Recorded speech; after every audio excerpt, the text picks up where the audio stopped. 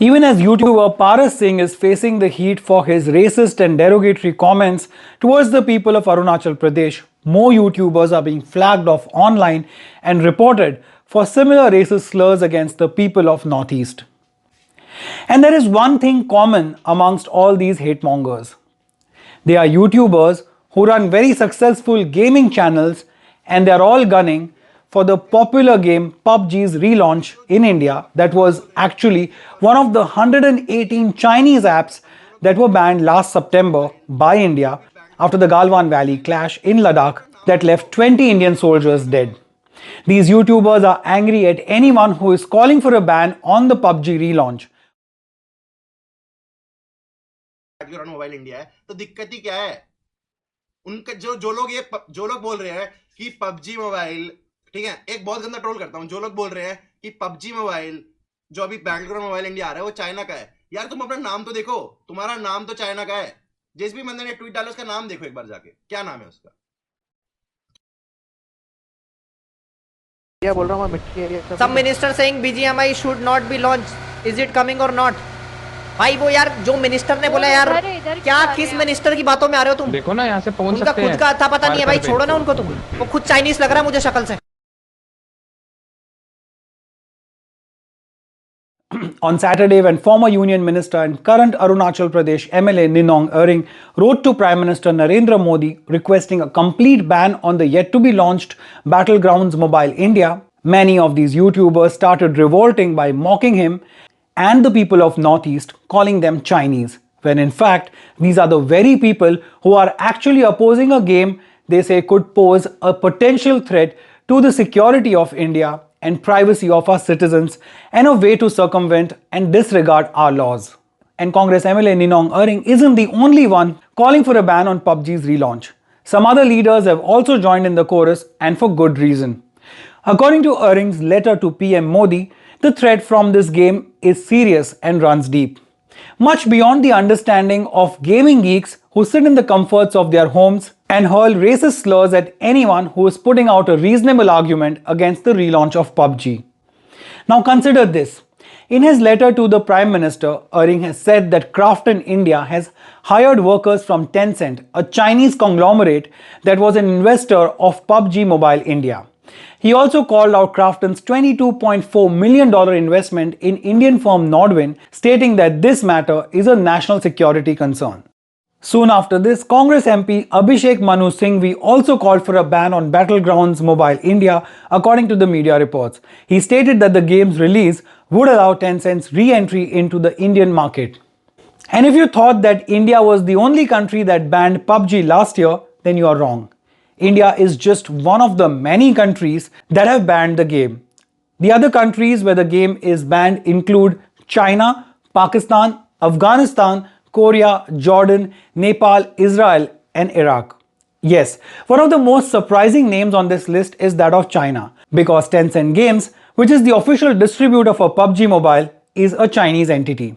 However, as per several media reports, China banned PUBG because of the amount of bloodshed in the game. To combat this, Tencent has now replaced a separate version of the game called Game for Peace to adjust with the country's regulations. In the Game for Peace, the blood is shown in green color, and instead of shooters lying in a pool of blood, they would wave goodbye and fly off. Now, as per the media reports, the prime reasons why most of these countries banned PUBG were the game is too addictive, it doesn't care about its users' health, does not warn about the ill effects of the screen time, and propagates violence. But India has been quite clear and upfront about its reasons for the PUBG ban. India banned PUBG last year under the Section 69A of Information Technology Act. The government of India said the PUBG mobile application was engaged in activities that are detrimental to the sovereignty and integrity of India and defense and security of the country. But the relaunch of this game in India has now stirred up a bigger controversy and laid bare a deeply disturbing mindset of some YouTubers who have targeted the Northeast ethnicity to prove their point. 21-year-old YouTuber Paras Singh was apprehended in Ludhiana by the Punjab police yesterday after a case was registered in Arunachal Pradesh, and he has been charged with some really stringent sections of the IPC. Paras has been booked under sections 124A for sedition, which means inciting hate against a state, 153A for promoting enmity between different groups on grounds of religion, race, place of birth, residence, language, etc., and Section 5052 of the Indian Penal Code. Now, legal experts say that out of all of these sections, Section 124A is particularly very stringent because sedition is a non-bailable offence. If proven, Paras could face imprisonment for life, to which fine may be added, or with imprisonment, which may extend to 3 years, to which fine may be added. And as per the legal experts, the other charges also carry jail terms that can extend up to 5 years and also make him liable for a fine. Now, there are reports that Paras will be taken to Arunachal Pradesh for legal action against him. His mother had posted an emotional appeal apologizing for her son's reckless comments and said that he won't repeat such a mistake again. Even Paras put out an apology video after he started being called out for his behavior. But by then, the damage was already done, and the people of Northeast are up in arms against such YouTubers and social media influencers who they feel are using their platforms to spread hate against them. Friends, I'm sure each one of us know people from the Northeast.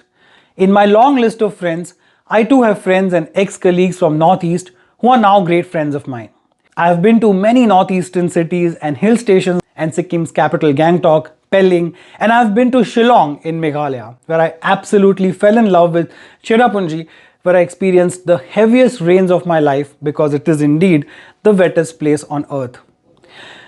Well, I have always found the people of Northeast warm, helpful, and absolutely hospitable. They are as much a part of India as anyone else. And I feel that there is so much more to see and experience in their beautiful, clean cities and picturesque rolling hills. I just wish that this ugly incident becomes a turning point in their long-standing fight against racism and discrimination in their own country, India. Peace to all. Leave your thoughts and feelings in the comment section below. We can chat on Instagram. My handle is @reviewron. You can of course subscribe here if you find my videos worth it. But even if you don't do any of this, thank you so much for watching this one. Please take care of yourself and those around you. Jai Hind. Start. Balti ke? The perils of social media. Meghalaya Tourism had to actually put this board out here because it's a great place to click selfies, but one wrong move and this could be your last selfie.